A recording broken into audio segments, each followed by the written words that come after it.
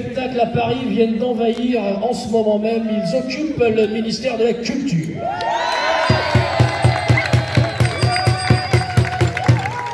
Il y a des actions qui sont menées un peu comme ça, un peu partout en France pour essayer de se faire entendre parce que la situation est dramatique, elle est grave et on peut la relier tout à fait à l'ensemble des problématiques des différents secteurs présents ici, que ce soit le service public de la santé, de l'éducation ou encore de l'énergie qu'on va vendre aux marchands.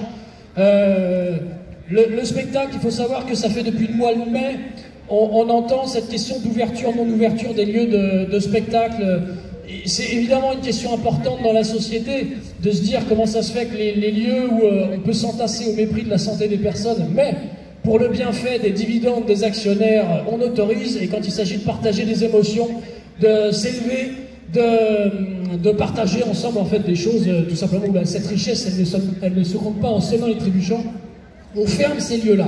C'est sûr que c'est important, mais c'est pas la seule question qu'il faut qu'on se pose, puisque nous, à la CGT Spectacle, on pense qu'il y a des alternatives tout à fait possibles. Elles sont d'ailleurs sur la table du ministère depuis maintenant 4 mois, où on propose un volet revendicatif qui s'appelle « Travailler quand même ». C'est-à-dire que c'est pas parce que les lieux sont fermés qu'on ne pourrait pas maintenir de l'activité, y compris parfois pour retrouver les publics là où c'est possible. Seulement, il n'y a aucune volonté politique pour le faire. Aujourd'hui, on a estimé ce coût pour 77 000 professionnels à peu près, qui soient musiciens. Ils ont énuméré un peu tous les métiers possibles, et notamment les plus précaires d'entre eux, que sont les salariés intermittents du spectacle, mais aussi les auteurs, les autrices privées de tout droit aujourd'hui.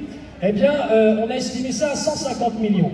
Alors quand Madame Bachelot, qui en ce moment a son cabinet d'occupé, eh bien, elle nous crache des milliards en expliquant que l'État investit, c'est une foutaise absolue. Pas un centime n'a été mis sur la table pour répondre à cette question de travailler quand même. Et travailler quand même, c'est aussi, on demande d'être encadré par du salaire. Parce que le salaire, c'est aussi de la cotisation et c'est toute la protection sociale.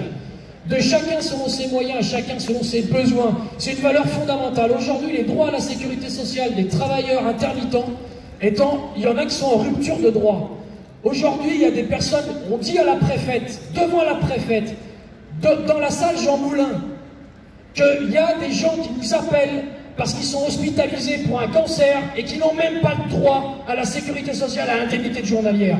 Elle ne répond pas à ça, mais elle n'oublie pas à la fin de nous expliquer que l'État est en train de s'endetter et qu'il faudra bien payer. Donc si ces mecs ils s'en tirent, on leur fera encore payer. C'est absolument dégueulasse ce qui est en train de se passer. Et ça c'est vrai pour tous les salariés précaires. Nous le spectacle, on a une forme de caisse de résonance, on a des métiers où on peut s'exprimer. Mais il y a beaucoup de salariés précaires, des intérimaires, des contractuels, etc. qui n'ont pas cette caisse de résonance et qui vivent les mêmes problématiques. Dans la santé, dans l'éducation, partout. Donc voilà, nous on est quand même un petit peu en colère et on est très bravo, bravo. Donc ne nous laissons pas enfumer par des annonces où il y a des milliards qui ne sont absolument pas fléchés.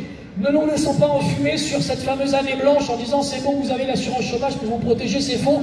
Voilà le monsieur qui est en Uber Eats, il n'a pas de protection sociale parce que c'est les livreurs, etc. Ça c'est dégueulasse. On a des propositions claires avec du salaire, de la cotisation, de la solidarité interprofessionnelle. Voilà le monde qu'on veut. Et je parlais de Jean Moulin tout à l'heure, le Conseil national de la résistance. Ah, ils étaient peut-être pas plus nombreux que nous. Il y avait les fusils devant eux. Mais nous, il n'y a pas encore les fusils. Alors c'est maintenant qu'il faut résister. Bravo!